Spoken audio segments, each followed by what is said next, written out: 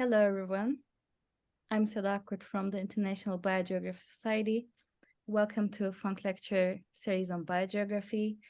Crystal McMichael is joining us today to discuss ecological legacies and forest resilience in Amazonia. And now I'm gonna go over a few slides regarding the upcoming IBS conference while we wait for more attendees to arrive. And after that, Pilar will introduce Crystal and start the session. So every 2 years, IBS holds a meeting. The next one will be in Prague in January, and the important dates are on the slide, as you may see, and we're full of oral presentations for now, but we still have room for the poster session, so please bring yours, and you still have time to submit your poster abstracts. And don't forget to sign up early to get a discount. And the website for the meeting has all the information you need. But if you still want to ask or say something, you can email or direct message the IBS social media pages. Crystal can only answer 1 or 2 questions at a time, so you can later on email Crystal and I'll type in chat her email address. So thank you for being here today, and I think we are ready to start now, Pilar.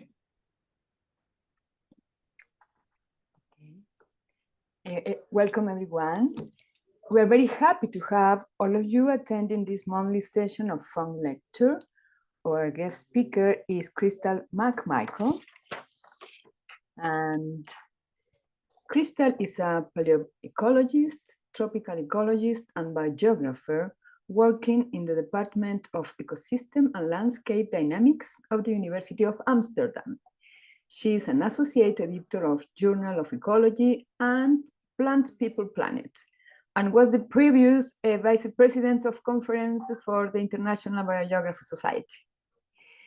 Crystal integrates paleoecological data with archaeological data, botanical inventory data, and remote sensing data to assess how past disturbances, both climatic and anthropogenic, affect modern forest systems.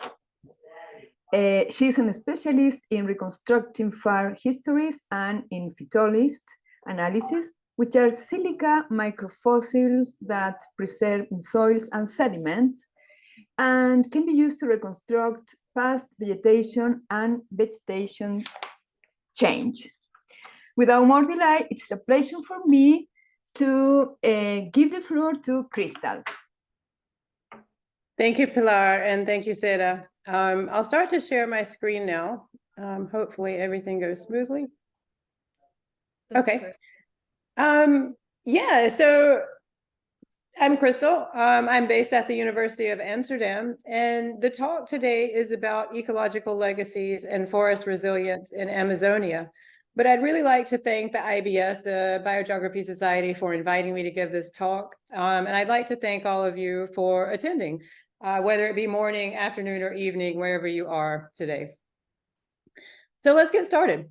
This is the Amazon rainforest taken from a canopy tower in Ecuador. And this forest is absolutely huge. It's 6 million kilometers square in area, which is about 2/3 the size of the United States, or over twice the size of Western Europe. And so it's extremely important for global ecosystem services. Much of Earth's biodiversity is located in the Amazon rainforest. And here you can see the global map, and the red areas are areas of the highest biodiversity. And you can see that Amazonia is highlighted very much in red. The Amazon rainforest also holds massive amounts of terrestrial carbon stocks. And so here is a map of above ground biomass for all tropical areas on Earth. The Amazon is the largest contiguous tract of tropical rainforest on Earth. And so it houses massive amounts of above ground biomass, massive amounts of carbon. So it's really important for global carbon cycling and carbon modeling. But Amazonia is also culturally diverse. There are over 400 indigenous tribes currently living in the Amazon. And the map that you can see on the right here is a map of the Amazon with a lot of words on it. And what these words are different words for Brazil nut by different indigenous tribes. And so you can see the cultural diversity here in just the way that the indigenous people would say Brazil nut, which is one of the most widely used trees in the Amazon.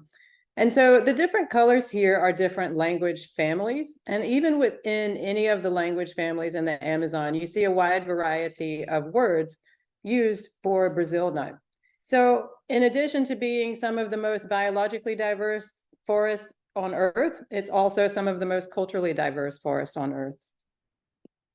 And so my research group addresses questions about the role of indigenous people in shaping Amazonian forests, and particularly in the pre-Columbian period before Europeans came to the American continent.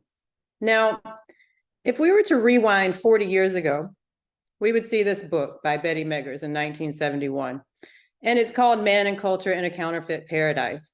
And what she argued back then was that societal complexity of indigenous people in the Amazon was limited by the harsh conditions of the environment. And so basically she said that societies could not develop technologically or complexity because the environment was too crappy to live in. Now, this was pretty much dispelled in 2003 when Michael Heckenberger published his foundational paper called Amazonia 1492, Pristine Forest or Cultural Parkland. And so what he argues here is that societies in the Amazon before European arrival could absolutely develop complexity. And what he shows here, you can see on these two images that I've put up, is a bunch of red dots. And these red dots are archaeological sites, occupation sites. And you can see that many of them on the left-hand image are connected by dashed lines. And that means that if you zoom in on the satellite imagery, you can see that all of these dots are connected by raised roadways. This image is, and the one on the right shows the density of archaeological sites. And these images really show that societies could develop complexity and did have hierarchical structure way before Europeans arrived to the American continent and to the Amazon rainforest. And so over time, the evidence keeps on building. And so both archaeological data and paleoecological data show that people were using fire throughout this landscape for 10,000 years. Now, fire is not a natural thing that happens in the Amazon because it's too wet. It's too wet to burn by natural ignition sources like lightning. People were also cultivating crops in the Amazon like maize as early as 6,000 years ago. And people were also enriching plants, trees that they considered useful. In this case, you can see palm trees here, which are one of the most common and useful plant groups in the Amazon. And in 2017, then this kind of, spurred us to write a paper saying that these pre-Columbian activities may actually skew our understanding of Amazonian forests. And so what we did was we compiled all of the archaeological data and paleoecological data that were available at the time. And we made a distribution model of where pre-Columbian people were most likely to live in the Amazon rainforest. And you can see that on the map here. Here again is a map of the Amazon when the background is called AHI, Ancient Human Influence. And so you can see the model distribution of where people were probably living and making the most influence on the landscape, with the pink and the light colors being where the influence was least likely, and the green areas being the areas where ancient human influence was most likely to occur. Now, the dots on the map are not archaeological sites or paleoecological sites. They're actually where we derive most of our information on biodiversity and carbon dynamics in the rainforest. These are our forest inventory sites. And without any kind of fancy statistics, I can probably convince you that there's a high correlation between where these forest inventory sites are and higher probabilities of ancient human influence. So we are studying pattern and process in Amazonian ecology that likely has a lot of past human influence. And so this is what we refer to as ecological legacies, that people of the past left ecological legacies on these systems, and we're studying them. We still see the evidence for them today. Now, for those of you who may not be as familiar with the concept of ecological legacies, I'll present it in a series of 3 little cartoon scenarios. And so the first one is a forest with no people in it. And through time, it just undergoes normal dynamics. So the shifting mosaic of forest dynamics through time, it never really deviates from a mean state. We can also have forests that have a little bit of human influence in there. And so this one has some light level forest burning going on. And what happens is that the forest deviates from its mean state, but over time it recovers, and it recovers back to its pre-disturbance state. And so we can also have forests that have a higher load of human influence in there. So in this scenario, we have a higher density of people and we have more fire occurrences. And in this scenario, the system is burned and maybe deforested, and it deviates from its mean state, but the intensity of the disturbance was so high that it never is able to recover. And so we know that from paleoecological evidence and from modern ecological evidence that either scenarios 1, 2, or 3, they do occur in the Amazon rainforest. But what we don't know for the most part in these different forests is at what part of the successional trajectory are our modern observations actually lying on? Are we observing pattern and process in ecology that is from a non-disturbed system, a lightly disturbed system that's recovering, or something that's been completely transformed in the past? And this is actually quite important to study because most of your global carbon and climate modeling assumes that the forests are in a relative state of equilibrium and they're not in a state of recovery. So let me show you what some of these actual legacies, these impacts and these legacies on the forest look like. And so this is what's called an Amazonian dark earth, what you can see on the left here. And Amazonian dark earths, obviously, they're darker in color. The soil on the right here, this is a typical Amazonian soil that you would get, a clay-rich oxisol.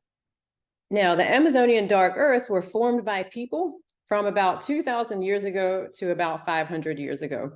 And they did this to enrich the agricultural potential of these soils. So this clay-rich oxisol over here is really nutrient poor and really hard to grow crops or cultivate land.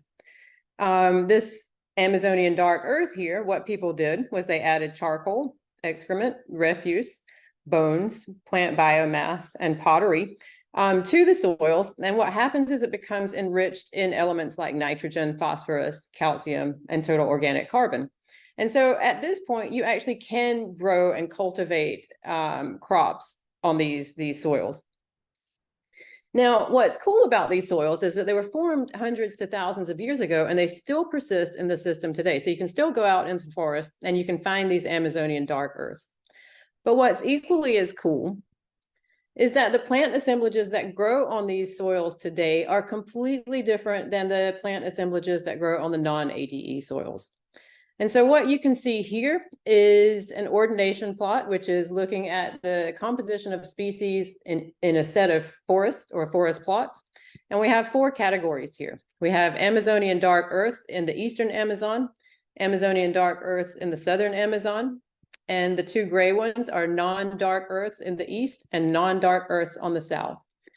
Now, ordinations are used to look at the similarity or dissimilarity of plant assemblages. And what you can immediately see is that on axis 1, the southern sites, both ADE and non-ADE, sit over here on the right-hand side, and the eastern sites, both ADE and non-ADE, sit over here on the left. But what you can see is that even within the south, the southern Amazon, the plant composition on these ADE, these black squares, is completely different. It is not overlapping with non-ADE soils. And you get the exact same pattern here when you look at the Eastern Amazonian patterns. Now, another form of pre-Columbian modifications to the Amazon are in this form of earthworks. Now, these earthworks that you see on the image here are circular in form. They can also come in rectangular form, and they're called geoglyphs. And they are earthworks that you will find scattered throughout the southern Amazon. Now, they're called geoglyphs because they're circular or square, usually in shape, but they can be quite large. They can be 100 to 200 meters in diameter. And these little ditches that you can see around the circles can be up to 3 meters deep. And there are hundreds of them scattered across the landscape. And they were discovered in the 1980s when a lot of southern Amazonia started to be deforested for cattle ranching. So you can go into Google Earth today You can go into the southern Amazon, and from Google Earth, you can actually count the number of geoglyphs in a given area within the landscape. But recently, we didn't know how many of these earthworks laid under the forest canopy, because we can't see what's under the forest canopy from Google Earth or from satellite imagery. But a recent study that came out in Science about 2 weeks ago actually looked at compiled LiDAR imagery across the Amazon. Now, LiDAR can see through the forest canopy and determine the topography of the forest floor. And it found tons of earthworks that you can see in panel A here in the purple, all across the southern Amazon, under the forest canopy. You can see some of the cool images in panels B through K here of what they detected through the forest canopy. And they did a modeling exercise where they modeled the amount of earthworks across the Amazon, which is what you see here on the right-hand side, with these dark blues and greens being really high probabilities to find earthworks in the landscape. And you can see that that pattern goes all the way across the southern basin here. And they suggest that there could be over 10,000 of these earthworks in the Amazon. Now, not only did they leave legacies on the earth or on the soil itself, they also have evidence that earthwork building is associated with changes in plant composition. So what you can see here in this image now is you see a series of Amazonian species, tree species, going down the left-hand side here, and looking at the relationship between their occurrence and their abundance. So this side, the left-hand panel and the right-hand panel.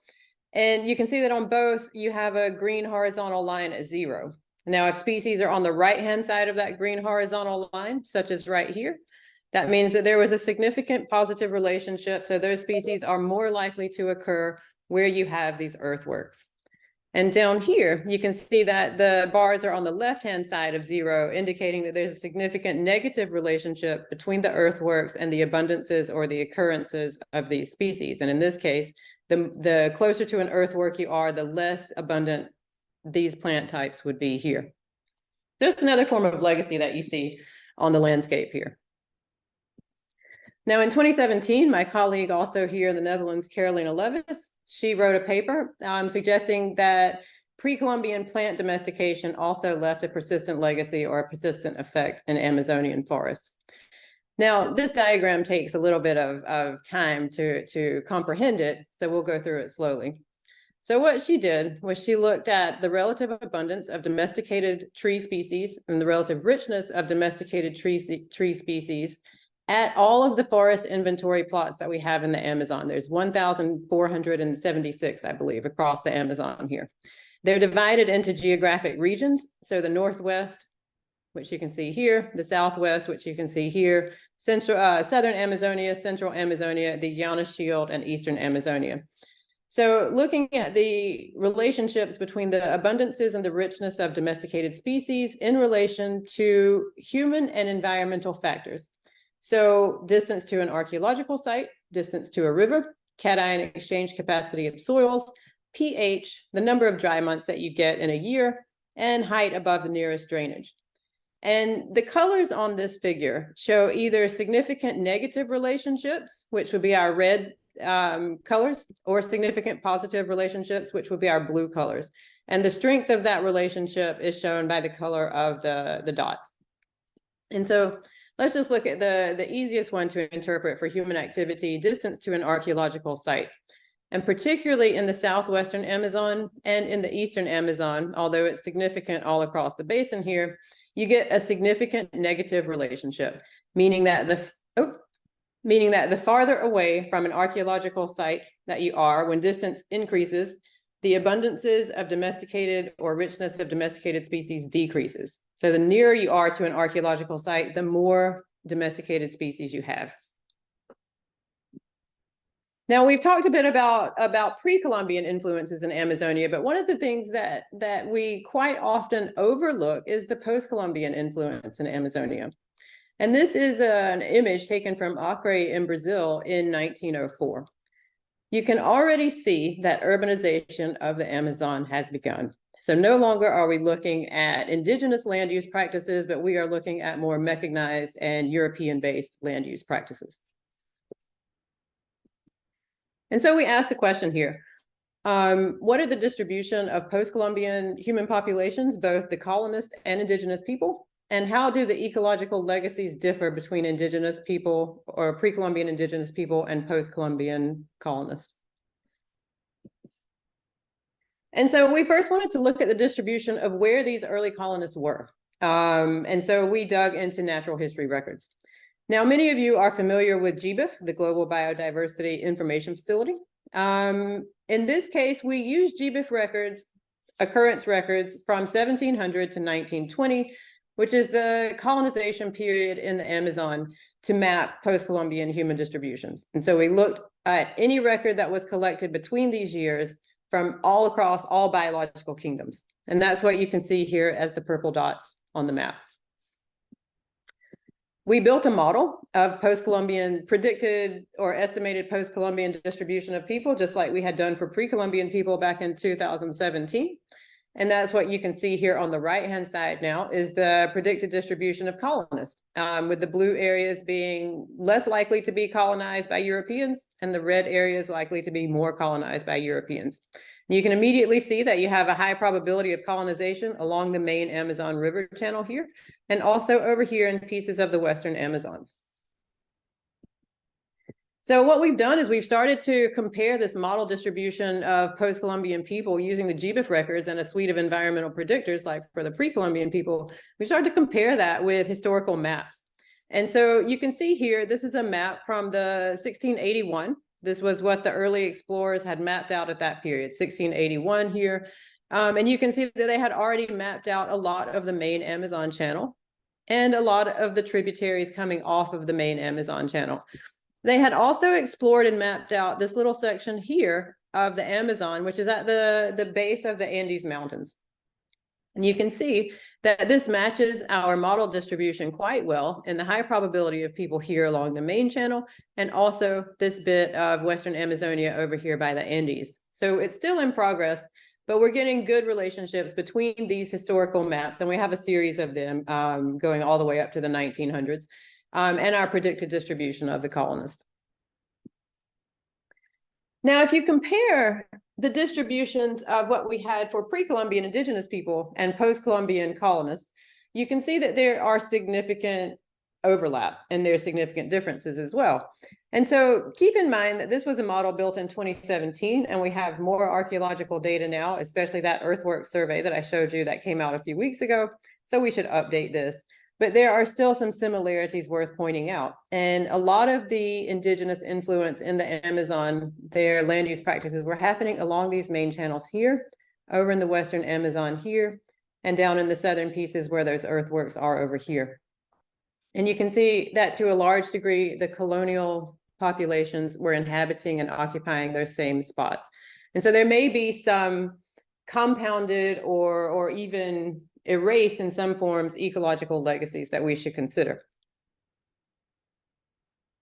Now, the different types of disturbances from colonists, comparing colonists and indigenous people, they probably have different trajectories, and the colonists may have overwritten ecological legacies of indigenous people to some degree, because they brought things like machinery in and they urbanized landscapes, and they could set fire to a much larger degree than they could in pre-Columbian times, because they could basically use machines to chop down forests and then burn them.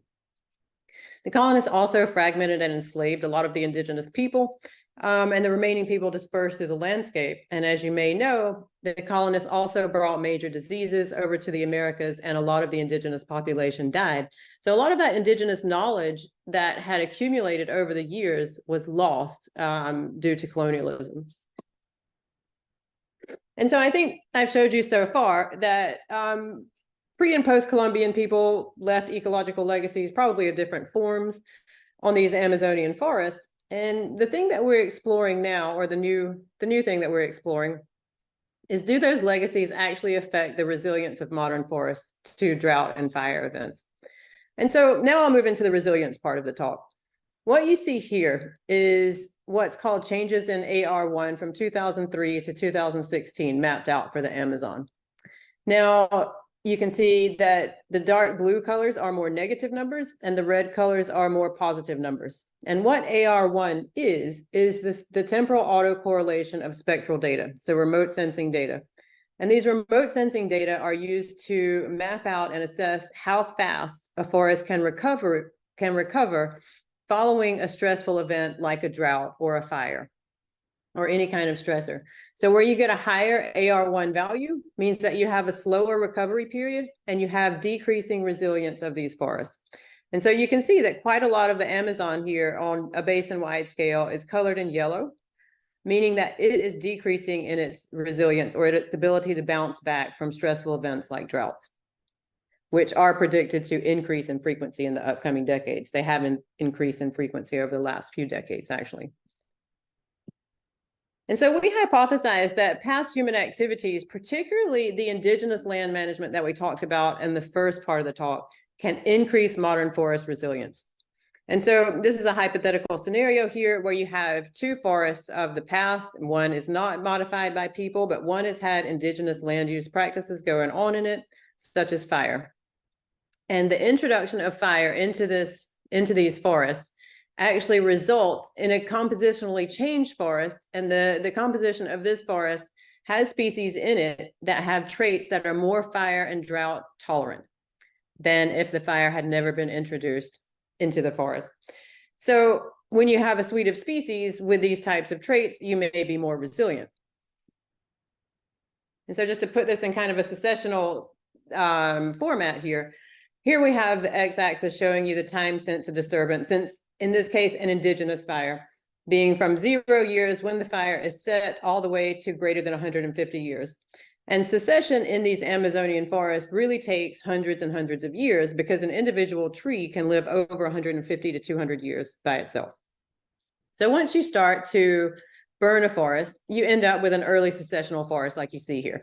In this case, resilience is relatively low because you have softwood, short-lived trees that are actually have increased flammability. So the likelihood that they set on fire again and become burned is high. But as you transition, 60 to maybe 200 or 300 years into succession, you start to have this mix of early successional and mid-successional species, and they have characteristics like thick bark and the ability to basically resprout, and you get an overall increase of trait diversity, which makes the system more resilient than it would have been without that mix of species. And then if you keep going undisturbed over longer time scales, you transition back into what would you consider an old growth forest with hardwood, thin bark, and long-lived trees, where resilience is still relatively high. And so I wanted to point out, though, that not all legacies are equal and not all of them would increase resilience. And so what I showed you in the past slide was an example with indigenous fire management. And so let me explain these two panels here, and we'll start on the left here. The y-axis is disturbance intensity, and that goes from high to mid to low, with examples of high intensity disturbances being those soil modifications, mid-intensity disturbances being forest burning or clear cutting, and low-intensity disturbances being plant enrichment or depletion. Now, the x-axis here goes from time since disturbance, so systems that have not been disturbed in over 1,000 years to over 500 years to 0 years, and this is our modern disturbance here. And so we have the post-European or the post-colonial period, the last 500 years of history, and pre-Columbian, which is greater than 500 years ago. And so the colors in this diagram show where we expect the disturbance to either increase or decrease forest resilience to drought and fire events. And so the orange here, basically anything you get in the modern era, whether it be fire or clear cutting or pasture land or urbanization, decreases the resilience of that system. And the same goes on for the last couple of hundred years. When, however, you start to get into more indigenous land management, where you have the low-level fire and the forest management and the enrichment of particular species, then you have increased trait diversity from these successional processes, and that is likely to increase resilience here. So you have also those terra preta soils that we talked about. They have a particular suite of plant species that grow on them, and those species tend to be more resilient than those non-terra preta soils that I showed you earlier in the talk. And so we hypothesize that there's like a sweet spot of past disturbances or past human influences ranging from, around 200 years to around 600 years of indigenous land management that actually over time has increased the resilience of these forests to modern disturbances like droughts. Now, keep in mind that all of this change in resilience would have a spatial aspect to it. And so we also predict that, based on what we've seen from paleoecological data and archaeological data, that the legacies, either the increase or the decrease in resilience, is going to be relatively localized. And so it's probably not going to occur more than 10 kilometers away from a site, whether you have high, mid, or low intensity forest disturbance. So I do want to leave you with a message that all ecological legacies are not equal, and not all legacies increase resilience, but we really can learn from some of the indigenous land management practices that have gone on before Europeans arrived at the system, because they can actually do good things for the forest and increase resilience. And I think with that, I will leave you off. I would like to thank my group, my PhD, Nina Witteveen. Thank you so much. She made a lot of these cartoons that you see in the presentation. My postdoc, Majoy Nascimento, also does a lot with the pre-Columbian and post-Columbian differences in land use and land use practices. Mark Bush, William Gosling, and Ken Feely I have worked with these guys for a really long time. And yeah, thank you guys. ERC funds me, the National Dutch Scientific Council, the NWO funds me, and so does Forest Geo. And with that, I would like to take any questions that you might have.